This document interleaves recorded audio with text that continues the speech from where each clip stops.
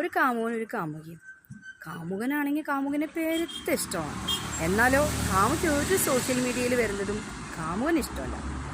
വാട്സാപ്പിൽ ഓൺലൈനിൽ വന്നാലും ഫേസ്ബുക്കിൽ ഓൺലൈനിൽ വന്നാലും ഇൻസ്റ്റാഗ്രാമിൽ ഓൺലൈനിൽ വന്നാലും അവിടെ കച്ചറയായി, പ്രശ്നമായി. നീ ആരിക്കാ ചാറ്റ് ചെയ്യണത്, നീ ഏതവനാണ് മെസ്സേജ് അയക്കണത് എന്നുള്ള വർത്തമാനം തന്നെ.